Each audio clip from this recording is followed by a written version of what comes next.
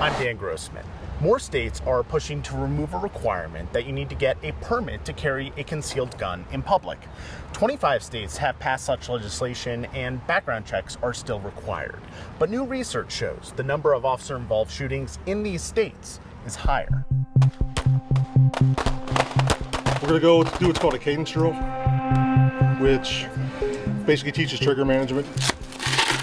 In this controlled environment, weapons will not be loaded or unloaded except on the firing line and at the direction of the range staff. Safety is always of the utmost importance. Deliver those rounds quickly. Go ahead, draw, go to a chest ready, shooters. But once you step out into an uncontrolled environment, every time it's unknown, you sort of assume the worst. Safety remains a priority in theory, but is more nuanced in practice. We approach every stop as there's weapons in the car. Walking up to a car, I may not know how many people are in it. I don't know who's driving it. Only thing I already know is I've got a car and whether or not it's reported stolen. What Lieutenant Ed Schillig is describing is known by psychologists as anticipatory anxiety, or fear and worry about the future. It can happen when we expect big news, before a performance, or in Lieutenant Schillig's case, when he approaches a civilian on the street, as any number of them might be carrying a weapon that he won't know about in some cases unless he asks. I'm a very strong Second Amendment supporter. Very strong. But I didn't have an issue with the CCW laws as they were. On June 13th, Ohio will become the newest state to have a constitutional carry law, which means anyone over the age of 18 can carry a concealed gun without undergoing training or a permitting process, but background checks are still required. It means if Lieutenant Schillig believes someone has a firearm, he cannot ask if they are authorized to carry it.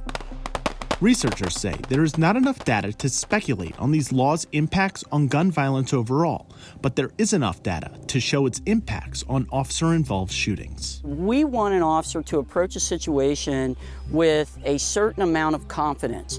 And when you have a change in the law like this that allows people to carry weapons with no permit, it puts our officers at a potential to underreact or to overreact. The study from Johns Hopkins University found that the average rate of officer-involved shootings increased by 12.9% in 10 states that had relaxed restrictions on concealed carry laws between 2014 and 2020.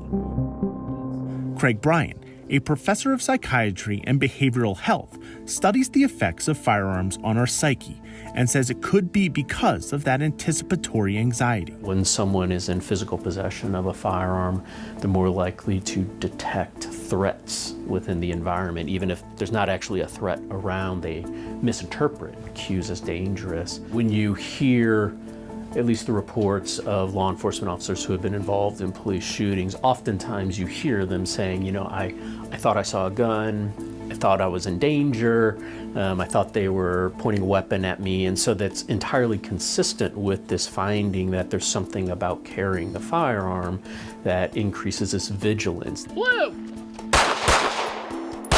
We're training officers to be very careful not to overreact. We're training officers to be extra vigilant. We're training officers to create conversations around weapons now, because that's what we can do.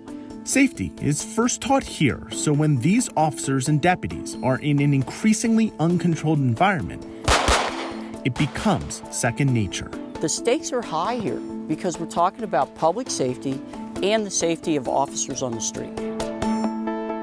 I'm Dan Grossman. How leaders are taking on a spike in summer violence. Next on The Race.